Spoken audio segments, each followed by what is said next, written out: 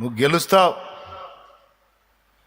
దోషము పరిహరించిన వాడిని నేను, బలమిచ్చిన వాడిని నేను. నీకేమిచ్చానో నాకు తెలియదా? నీ దగ్గర సామర్థ్యం ఉందో లేదో నాకు తెలియదా? ఇచ్చినవాడిని నేను. ప్రభువా, నువ్వు పంపదలిచిన వాడినే పంపున ఆయన, నాకు అంతా అయిపోయింది, సరుకు అంతా అయిపోయింది. ఆహా, పామ్మప్ప చూశారు కనప. ఎవరైనా మోషే తెలియదు ఆయనకి. ఇప్పుడు చెప్పు, సైతాన్ అంటాడు నువ్వు బలహీనుడు అని. చెడిన మనస్సాక్షి కూడా అంటది నువ్వు పనికిరావు, నువ్వు ఒట్టి అంతా, నువ్వు వంతు ఇంత అని చెప్పి అంటా ఉంటుంది. మరి దేనికి లోపడతావు? కానీ దేవుడు ఏమంటున్నాడు? నో నో నో, నువ్వు నా బిడ్డవి, బలవంతుడివి, బలవంతురాలివి. చిన్న పిల్లవారా మీరు బలవంతులు కనుక అన్నాడు. చూడు యోహాను పత్రిక చూడండి ఒకసారి, తొందరగా చూసేసేయండి. సంతోషంతో మనం ముగిద్దాం, కోటం టైం అయిపోయింది.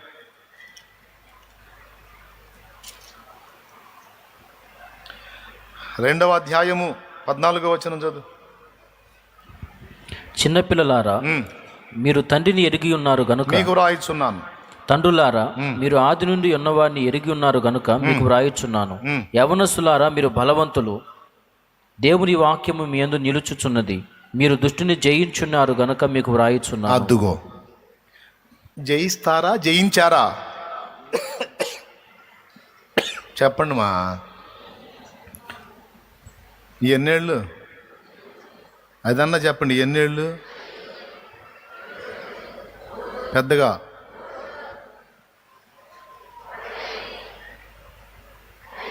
రైట్, లైన్లోనే ఉన్నారు.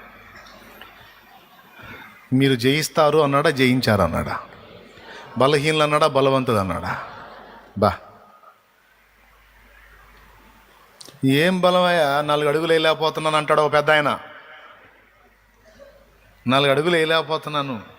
ఓకే, 4 అడుగులు కాదు, 2 అడుగులు వేయలేకపోయినా నీకు బలమై ఉన్నవాడు దేవుడు. అర్థమైందా? అసలు కథ లేకుండా బెడ్ మీద ఉన్నా సరే నీవు బలవంతుడివే అంటాడు ఆయన. ఇందాక చెప్పాడు, 2 కాళ్ళు చేతులు లేనివాడు ఒక బలహీనుడిని చూపించి అతడు ఎంత బలవంతుడు అయ్యాడో దేవుని కృపలో చూపించాడు కదా. ఇప్పుడు చెప్పండి, మన బలం ఎవరు? నా బలమయ్యున్న దేవా, నా బలమయ్యున్న దేవా, నా హృదయంతటితో నిన్ను నేనెంతో, నా హృదయంతటితో నిన్ను నేనెంతో నిరతము మది నిన్ను సేవింతు దేవా, నా బలమయ్యున్న దేవా, నా బలమయ్యున్న దేవా. దేవునికి మహిమ. బలహీనుడు ఏమనుకోవాలంట? అందరూ చెప్పండి. దిగంబరుడని కానీ వస్త్రాలు ఉన్నోడని కానీ ఎవరు అనాలంట? ఎవరు చెప్పాలంట? దేవుడు చెప్పాలి. ఇప్పుడు దేవుడే చెబుతున్నాడు, నువ్వు బలవంతుడివి, బలవంతురాలివని అనుకోవాల్సిందే మనం. మరి బలవంతుడు అయితే కూర్చొని లేవలేకపోతున్నాయింది, వాళ్ళు చెప్పటం మీరెంటాం అంటాడు. ఎట్టకారపోళ్ళు ఉంటారుగా అంటాడు. రేపిచ్చోడా, కూర్చొని లేవటానికి కావలసిన బలం కాదురా, కూర్చొని లేవలేని స్థితిలో నేనున్నా. దేవుని అందలి విశ్వాసాన్ని కోల్పోలేదు చూడు, అదిరా నా బలం. అన్నీ పొందుకోవటానికి కాదురా బలం, అన్నీ కోల్పోయినా దేవుని అందలి విశ్వాసాన్ని వదలలేదు చూడు, అదిరా నా బలం. అదిరా నా బలం. ఆనందాలు సంతోషాలు పొందడానికి బలం కాదురా, సమస్తము కోల్పోయినా ఆయన అందలి విశ్వాసాన్ని కోల్పోకుండా నిలబెట్టుకున్నాను చూడు, అది నా బలం. ఆ బలం నా దేవుడి నాకు అనుగ్రహించాడు.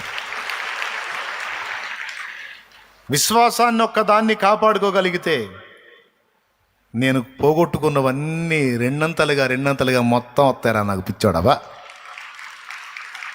ఇది మన గుండెల్లో ఉండాల్సినటువంటి తీర్మానం, నిశ్చయత, అడిగినోడికి చెప్పాల్సిన సమాధానం. చెప్పండి, మీ అందరి బలం ఎవరు? నా బలం ఆయనే. అందుకే మరి సాహసోపేతమైన కార్యాలకు దిగేది, తెగించి మాట్లాడేది. మీకు ఎంతమంది శత్రువులు ఉన్నారో నాకు తెలియదు, కానీ నాకైతే ఇంతమంది ఉన్నారు శత్రువులు. నన్ను ద్వేషించేవాళ్ళు, నా ప్రాణం పోవాలని కోరుకునేవాళ్ళు. జోక్ కాదు, నిజం. మతోన్మాదులైతే మనసారా కోరుకుంటాడు, వీడు చావట్లేదురా, వీడు చావాలరా అని. ఎందుకు? వాళ్ళకి మనశ్శాంతి ఉండదు. దేవునికి స్తోత్రం కలుగునుగా. కానీ ఎంతమంది నన్ను చుట్టుముట్టినా, వరద వలె భక్తిహీనులు పొర్లి నా మీదకి వచ్చిన లెక్క చేయ నిమిత్తం లేదు. ఎందుకంటే నాకు బలమై ఉన్న దేవుడు నరుడు కాదు, దేవుడు శక్తివంతుడు.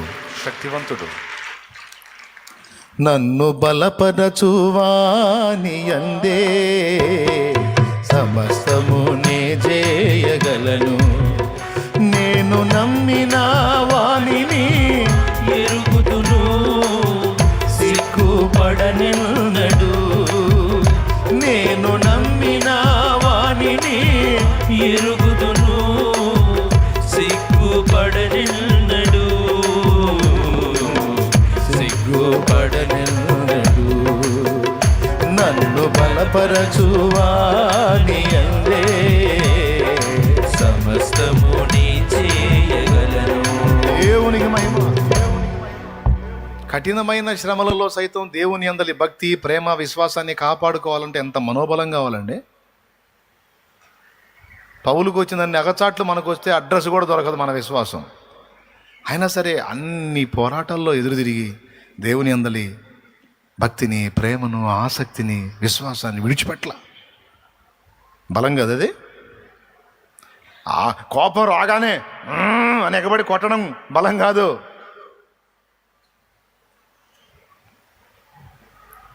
కొట్టే శక్తి ఉన్నా, కొట్టే ఓపిక ఉన్నా, కొట్టే బలం ఉన్నా, కొట్టడం తెలిసినా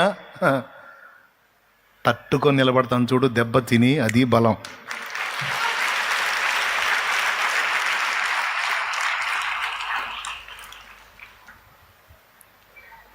ఎగతాళి చేసినోడిని ఎగతాళి చేయటం కాదు, అవమానించినోడిని అవమానించడం బలం కాదు, తిట్టినోడిని తిట్టడం బలం కాదు, తిట్టును తట్టుకోవటానికి బలం కావాలి.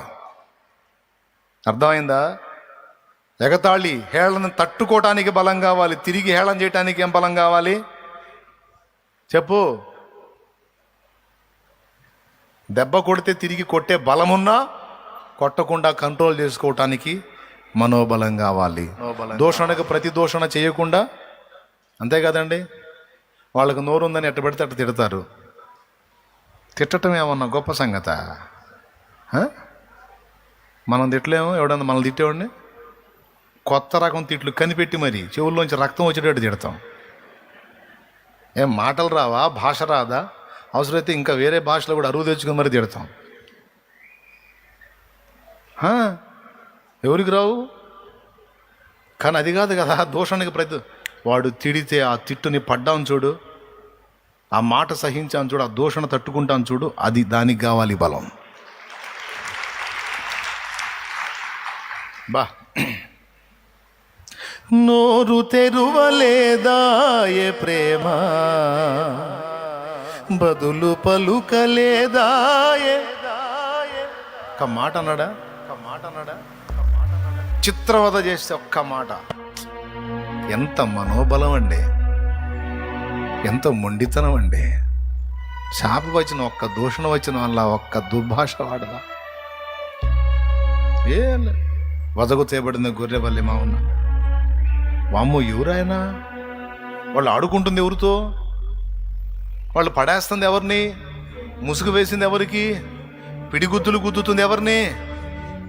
ఈ విశ్వాన్ని నిర్మించిన నిర్మాతని, విశ్వ నిర్మాణకుణ్ణి, సృష్టికర్తని. ముఖం మీద వెంట్రుకలు పెరుగుతుంది ఎవరిని? తెలియదు, వాళ్ళకు తెలియదు ఆ సంగతి.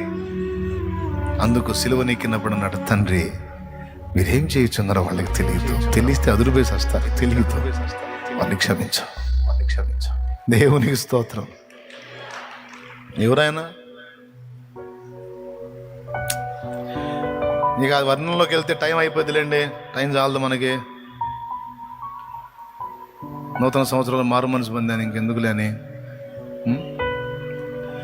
ఆకాశ మహాకాశములే పట్టజాలని దేవుడవు, అణువంతా రూపుదాల్చి కన్య గర్భము చేరావు.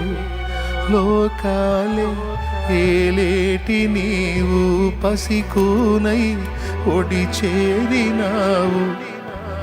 ఊహకు అందదు నీ వింత త్యాగం త్యాగం త్యాగం. ఇప్పుడు చెప్పండి, దెబ్బ కొట్టడానికి బలం కావాలా, దెబ్బ తట్టుకోవడానికి బలం కావాలా? దూషణకు దూషణ చేయడానికి బలం కావాలా, ఒక తిట్టుని తట్టుకోవటానికి బలం కావాలా? అది దేవుని పిల్లలుగా మనకి దేవుడిచ్చిన బలం. అది చెయ్యెత్తి కొట్టడం నీకు చేత అయితే నాకు చేత కాదు. ఎండి ఎండి ఎండి పొలాలను ఇరగదీస్తాను చూడు, తలకాయను కాళ్ళు పట్టుకొని తెలుసు. ఒక దెబ్బే నువ్వు కొట్టేది, మరి రెండో దెబ్బకి నీ చేతులు లేకుండా పడి నీ తల కాళ్ళు పట్టు. కోడి పిల్లలు నీకుంటే ఉన్న ఆకారం నీకుంటే, మాకు అంతకంటే పెద్ద ఆకారమే ఉంది. మరి వాడు మొత్తం కలిసి కాటా వేసి 50 కిలోలతో ఒకడు ఎగురుతుంటాడు వాడు. చెబుతున్నానండి మాట. కానీ ఇంత ఉండి కూడా మౌనంగా తట్టుకొని పక్కకు వచ్చేస్తాడు చూడు, వాడు బలవంతుడు. ఎగబడ్డోడు హడావుడి చేసినోడు కాదు. ఆ బలం క్రీస్తు యేసునందు మనకు లభించింది. అది దేవుడిచ్చిన బలం. అవునా? రైట్. నువ్వు బలహీనుడివి అని ఎవడన్నా చెప్తే యాక్సెప్ట్ చేయొద్దు. నువ్వు బలవంతుడివి, బలవంతురాలివి.